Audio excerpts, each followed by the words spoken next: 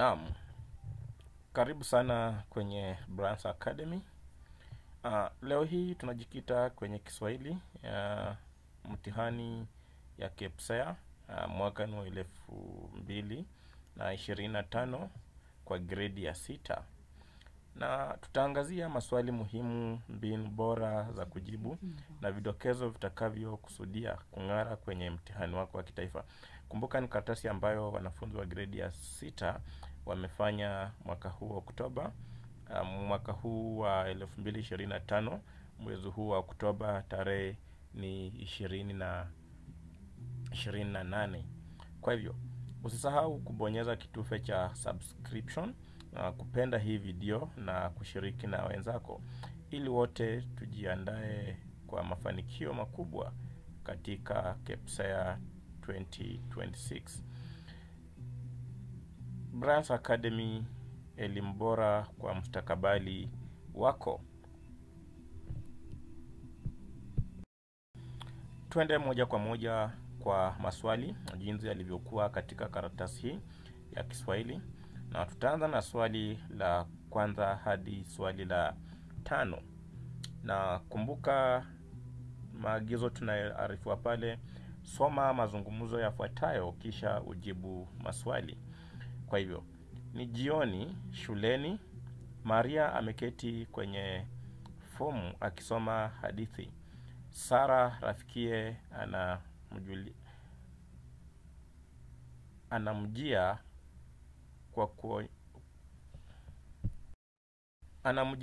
kwa kunyatia. Sehemu ya Maria. Maelekezo baada ya kumwamkua. Maria, ni hadithi gani hiyo ambayo imeateka nyara mawazo yako mpaka huoni mvua ikija? Akitabasamu, hata si hadithi, ni yaliyomo katika hadithi yenyewe, yanakuvuta tu bila kutaka. Akimakinika zaidi, kwani inahusu nini? Inahusu jinsi urafiki wa kuku na mwewe ulivyofikia kikomo. Akicheka, ni hali ya kusisimua na hapo hapo kuhuzunisha. Akikubaliana naye, aha, sasa naelewa sababu ya kuzama huko hadithini. Hata mimi ningependa kuisoma, ila naona mvua ya masika inatishia kuanguka. Ni muhimu tuondoke. Kumbe, sikuwa nimeona dalili ya mvua. Kweli tunaweza kuondoka. Twende kwa maswali. Swali la kwanza linasema, kauli baada ya kumwamkua imetumiwa katika mazungumzo. Unadhani Sara alitumia neno lipi kumwamkua Maria? Kumbuka katika maneno ambayo yaliyomo katika maelekezo pale juu, tunaanza na ni jioni. Kwa hivyo hapa katika maamkizi, tunaangalia maamkizi ambayo yanatumika wakati wa jioni. Na chewa ni maamkizi ambayo hutumiwa wakati wowote. Shikamoo ni maamkizi ambayo hutumika baina ya mtu mkubwa na mdogo. Na tunapata kwamba Maria na Sara walikuwa wa umri ambao unakaribiana. Masalheri ni salamu ambazo hutumika wakati wa jioni, na hamjambo ni salamu ambazo hutumika wakati wowote. Kwa hivyo tunapata kwamba maamkizi ambayo yangetumika kumwamkua Maria yangekuwa ni masalheri ambapo ni salamu za jioni. Swali la pili, Sara anakubaliana na Maria kwa kusema, aha, Sara alitumia ishara gani kuonyesha hali hii? Kwa hivyo tunapata kwamba ishara ambayo alitumia ni, kwa hivyo jawabu ni A, alitikisa kichwa. Kumbuka sehemu ambayo alama hiyo ya kihisishi ambapo imetumika, ambapo anasema aha, inaanza na maelekezo akikubaliana naye. Kwa hivyo tunapokubaliana tunatikisa kichwa kwa ishara ya kukubaliana na jambo fulani. Kwa hivyo alitikisa kichwa. Swali la 3, mwishoni mwa mazungumzo Maria na Sara wanaondoka.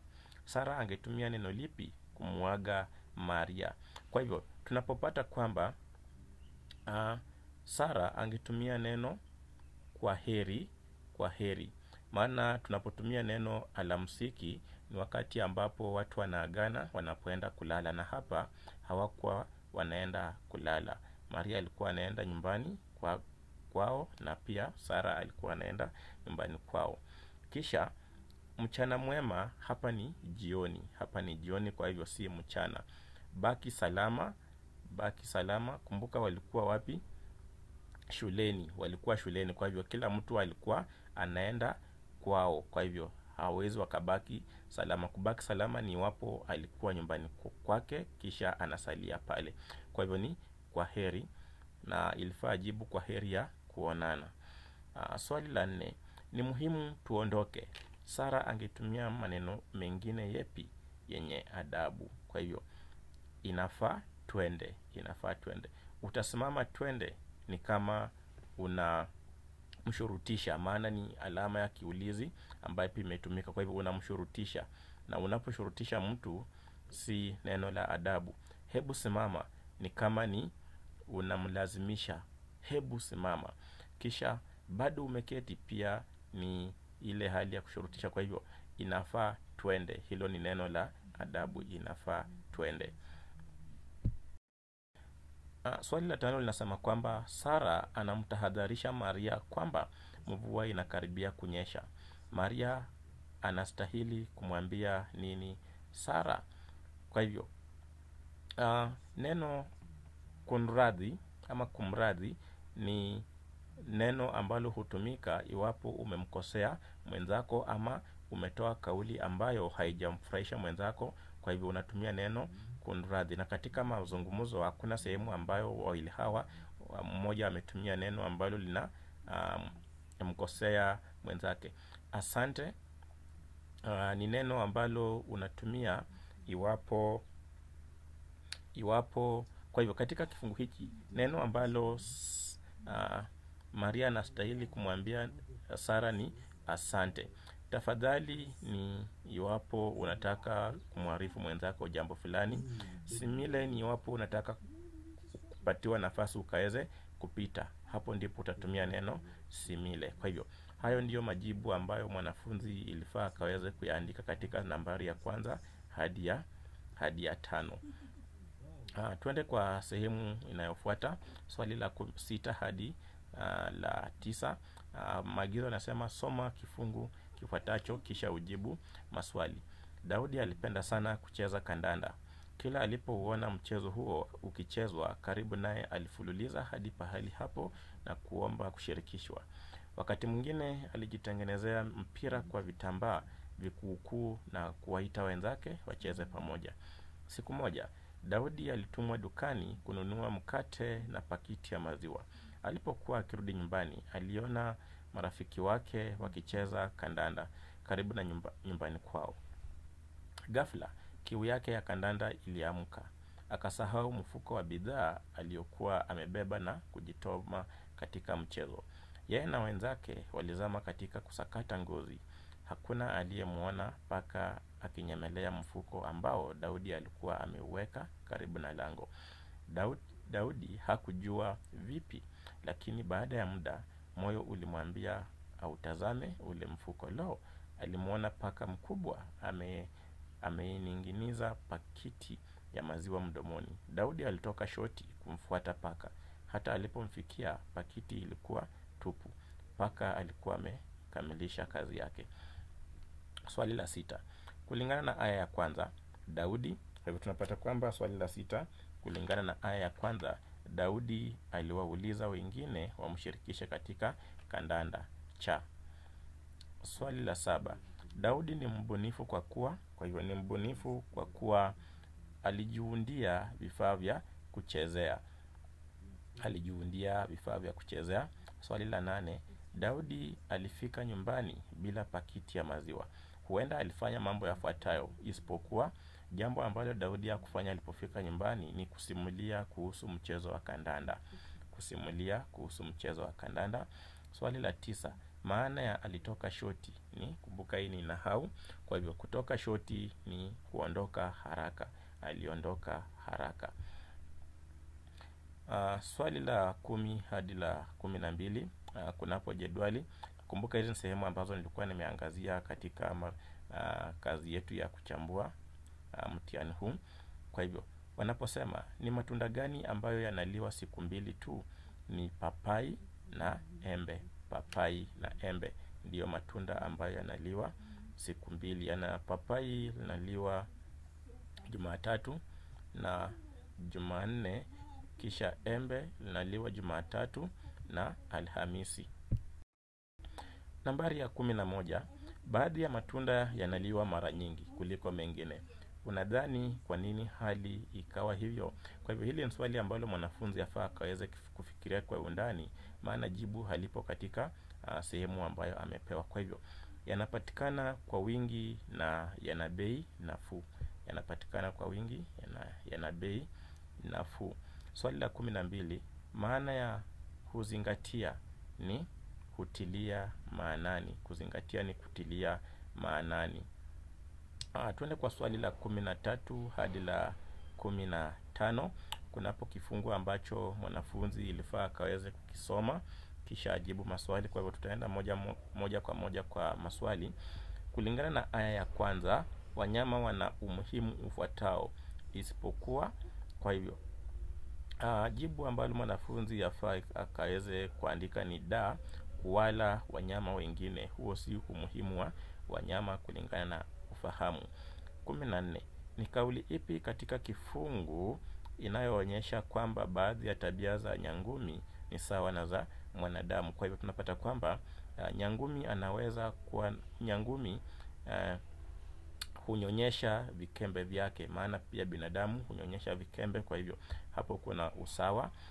Swali la 15, kulingana na kifungu, neno lingine lenye maana sawa na utafiti ni uchunguzi. Tunachunguza, kwa hivyo ni uchunguzi. Na nambari ya 15 jawabu ni cha, uchunguzi. Swali la 16 hadi 20 linasema soma kifungu kifuatacho kisha kina nafasi 16 hadi 20. Umepewa majibu manne, chagua jibu lifaalo zaidi kati ya yale uliyopewa. Kwa hivyo nyumbani kwetu hapa tunaangazia wakati. Kwa hivyo nyumbani kwetu tumepanda hali timilifu. Tumepanda miti ya kila aina. Kwa hivyo kuna hapa ngeli, kuna ile inayotupatia kivuli, mingine hupamba, mnyambuliko wa vitenzi, mingine hupamba mazingira, viunganishi, ili hali mingine inatufaa kwa dawa za magonjwa mbalimbali. Ni vyema sote tujifunge nira ili kuhifadhi miti.